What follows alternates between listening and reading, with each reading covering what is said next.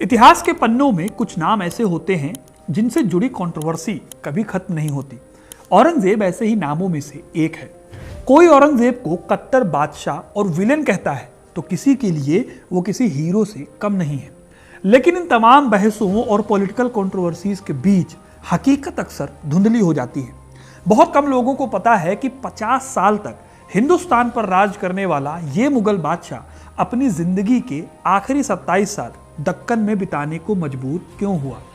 यह वही औरंगजेब था जिसने सत्ता की लालसा में अपने ही भाइयों का खून बहा दिया, अपने पिता शाहजहां को बंदी बना लिया और अकबर की गंगा जमुनी तहजीब को खत्म करके फिर से जजिया कर लगा दिया।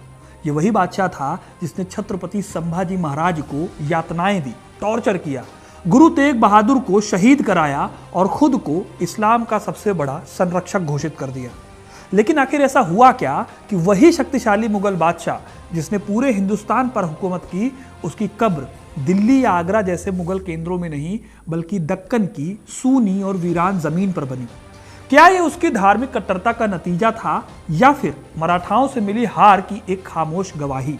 क्या ये मुगलों के अंत की शुरुआत थी या फिर औरंगजेब की अपनी खुद की गलतियों का नतीजा? आखिरी समय में वो क्या कर रहा था? उसके अपने किए पर क्या उसे पछतावा था? आज मैं आपको सुनाने वाला हूं उसी औरंगजेब की कहानी जिसे इतिहास ने दर्ज तो किया लेकिन लोग अक्सर उस कहानी को नजरअंदाज कर देते हैं। तो इस वीडियो को एंड तक जरूर देखिएगा सारी कहानी को जानने के लिए, क्योंकि अगर अपना इतिहास नहीं जानोगे तो खुद को कैसे पहचानोगे। औरंगजेब का जन्म साल 1618 में हुआ था। वो नॉर्थ इंडिया की सबसे बड़ी सल्तनत के सिंहासन पर विराजमान था। उसके राज्य को हर साल 45 लाख रुपए कर के रूप में प्राप्त होते थे। औरंगजेब इस रकम का 1 रुपया भी अपनी अय्याशी पर खर्च नहीं करता था। उसका ज्यादातर खर्चा अपने विरोधियों से युद्ध करने और मुगल सेना के विस्तार पर खर्च होता था। इसी वजह से औरंगजेब के पास उस वक्त दुनिया की सबसे बड़ी सेना थी। इस सेना में कुल 9 लाख सैनिक थे। औरंगजेब ने अपने शासनकाल का अधिकतर समय युद्ध लड़ते हुए गुजारा था। बूढ़ा हो जाने पर भी जब वो हाथी घोड़ों पर सवार नहीं हो सकता था तो भी पालकी में बैठकर लड़ाई के मैदान में जाता था। कहा जाता है कि रात के वक्त जब उसकी सेना सो जाती थी तब वो लाठी पकड़कर सैनिक शिविर के बीच में घूमता रहता था। मराठा जब उत्तर भारत की तरफ बढ़ने लगे थे तो औरंगजेब अपने पूरे लश्कर के साथ दक्षिण चला गया था और अगले 26 सालों तक मराठों से लगातार युद्ध लड़ता रहा। इसी दक्षिण में उसके आखिरी दिन भी बीते थे। 1700 के दशक की शुरुआत में औरंगजेब की सेहत गिरने लगी थी। लगातार युद्धों ने उसे मानसिक और शारीरिक रूप से कमजोर कर दिया था। मराठों और राजपूतों से हुए युद्धों में वो असफल तो हुआ ही, साथ ही उसकी इस नाकामयाबी की वजह से मुगल साम्राज्य आर्थिक रूप से भी बहुत कमजोर हो चुका था। 1705 और 6 में उसने अहमदनगर के आसपास काफी वक्त बिताया। अपने आखिरी दिनों में उसने अपने बेटों को दुख भरे लेटर्स लिखे। ऐसे ही एक पत्र में उसने लिखा था, मैंने दुनिया में जो किया उसका कोई मतलब नहीं। उसने अपने बेटे को लिखा कि शायद मेरे गुनाह ऐसे नहीं हैं जिन्हें माफ किया जा सके। अब सवाल है कि क्या वो अपनी नीतियों, खासकर मंदिरों को तोड़ने और हिंदू विरोधी फैसलों को लेकर अंदर से परेशान था? मैं अकेला आया था और एक अजनबी की तरह दुनिया से जाऊंगा। मैं नहीं जानता कि मैं कौन हूं और मैं क्या कर रहा था। राज करने के दौरान मैंने जो कुछ भी किया उसने बस दुख और निराशा छोड़ी है। मैंने जो भी किया है अल्लाह मुझ पर रहम करे। मैं एक बादशाह के तौर पर नाकाम हो गया। मेरा इतना कीमती जीवन किसी काम नहीं आया। अल्लाह चारों ओर मौजूद हैं, लेकिन मैं इतना बदनसीब हूं कि जब उनसे मिलने की घड़ी आ पहुंची है तब भी उनकी मौजूदगी महसूस नहीं कर पा रहा। शायद मेरे गुनाह ऐसे नहीं जिन्हें माफ किया जा सके। अपने बेटे आजम को लिखे खत में औरंगजेब ने ये बातें लिखी थी। इतिहासकार बताते हैं कि औरंगजेब जब मौत के बेहद करीब थे तो उनका चेहरा एकदम सफेद हो गया था। ऐसा लगता था मानो कि शरीर में खून की एक भी बूंद नहीं बची। अपने कांपते हुए होठों से वो कुछ बड़बड़ा रहे थे, पर गले में इतनी आवाज नहीं बची थी कि आवाज निकल सके बाहर। वहीं पास में बैठा उनका बेटा आजम अपने पिता के हाथों को देख रहा था, जिनकी उंगलियों में अंगूठियां बोझ बन चुकी थी। उसे यकीन नहीं हो रहा था कि ये वही उंगलियां थी जिन्होंने मुगल सल्तनत को इस ऊंचाई पर पहुंचाया था। इसके बाद 3 मार्च 1707 के दिन औरंगजेब की मौत हो गई। लेकिन औरंगजेब की कहानी बस इतनी नहीं है। ताउम्र औरंगजेब ने कई लड़ाइयां लड़ी, कभी जंग के मैदान में तो कभी अपनों और अपने उसूलों से। औरंगजेब ने 1658 से 1707 तक लगभग 50 सालों तक भारत पर शासन किया। लेकिन इतिहासकारों की नज़र में वो कभी भी पसंदीदा नहीं रहा। सबसे पहले तो उसे अपने पिता को कैद करने और अपने बड़े भाई की हत्या करवाने के बाद सिंहासन पर बैठने के लिए कोसा गया। फिर इतिहासकारों ने राय दी कि दूसरे मुगल बादशाहों से अलग उसका एक बादशाह के तौर पर प्रदर्शन बहुत खराब था। जैसे अकबर को जाना गया धार्मिक सहिष्णुता की नीति के लिए, जहांगीर को आर्ट और आर्किटेक्चर के लिए, वही उसके अपने पिता शाहजहां को ताजमहल का निर्माण कराने के लिए।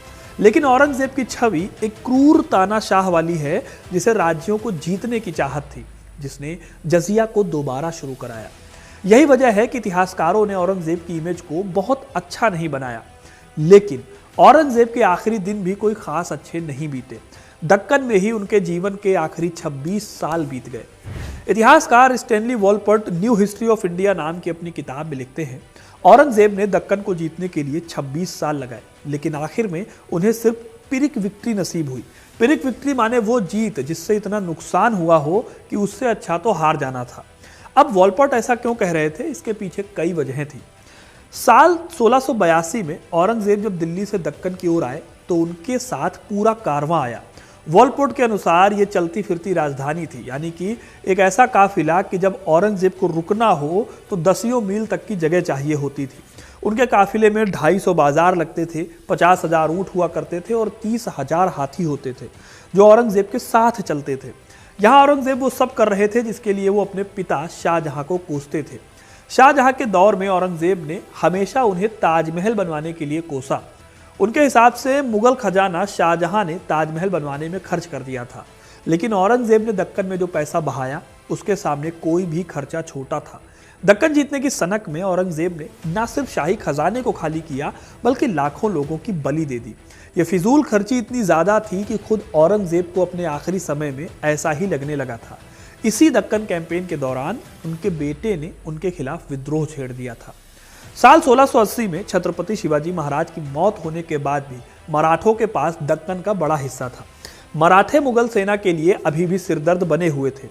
इस समस्या से औरंगजेब निपट पाते उससे पहले ही औरंगजेब के बेटे अकबर द्वितीय ने राजपूतों से सांठगांठ की और अपने ही पिता के खिलाफ विद्रोह कर दिया।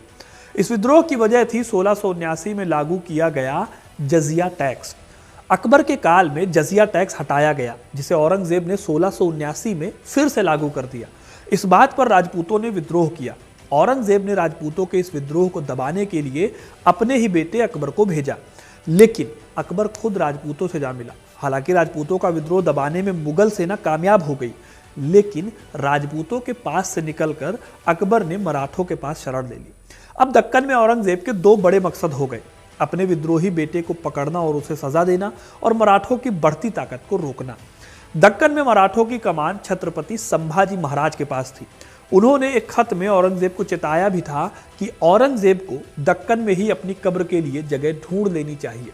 हालांकि औरंगजेब कई साल अकबर को पकड़ने की कोशिशें करता रहा, लेकिन वो नाकाम भी रहा, क्योंकि संभाजी ने अकबर को पर्शिया यानी आज के ईरान भेज दिया। इसके बाद अकबर कभी लौटकर नहीं आया, वहीं पर उसकी मौत भी हो गई। खैर, 1705 आते आते औरंगजेब की उम्र 86 साल हो गई थी। जाहिर है कि अब उसमें वो ताकत नहीं बची थी। अब औरंगजेब के लिए दक्कन पर कब्जा बनाए रखना भी मुश्किल साबित हो रहा था। इसी टाइम पर बीजापुर में कैंपेन के दौरान औरंगजेब को लगा कि अब दिल्ली वापस लौट जाना चाहिए, लेकिन तब तक बहुत देर हो चुकी थी। 1705 में कृष्णा नदी के किनारे देवापुर में उनकी तबीयत अचानक बहुत ज़्यादा खराब हुई। इसके चलते काफिले को रोकना पड़ा। अगले 6 महीनों तक मुगल बादशाह को यहीं रुकना पड़ा। 6 महीने बाद औरंगजेब का सफर दोबारा शुरू हुआ, लेकिन उनकी तबीयत इतनी खराब थी कि घोड़े की बजाय पालकी से उन्हें सफर कराया गया। ये पेंटिंग जो भी आप अपनी स्क्रीन पर देख रहे हैं, ये उनके पालकी पर बैठकर सफर करने को दिखाती है। 20 जनवरी 1706 के दिन औरंगजेब अहमदनगर पहुंचे। यहां से आगे जाने की हालत में वो नहीं थे। हालांकि इतनी बीमारी में भी औरंगजेब सबको यकीन दिलाते रहे कि वो अभी भी जिंदा है। उन्हें डर था कि उनकी मौत के बाद उनके बेटे गद्दी के लिए लड़ मरेंगे और मुगल साम्राज्य बिखर जाएगा। उनके आखिरी वक्त में उनका बेटा आजम औरंगजेब के खत को पढ़कर अहमदनगर उन्हें देखने आया। उसे अपने पिता की हालत को देखकर रोना आ गया। अपने पिता के हाथों को देखते हुए उसे यकीन नहीं हो रहा था कि ये वही उंगलियां थी जिन्होंने मुगल सल्तनत को उस उरोज पर पहुंचाया था।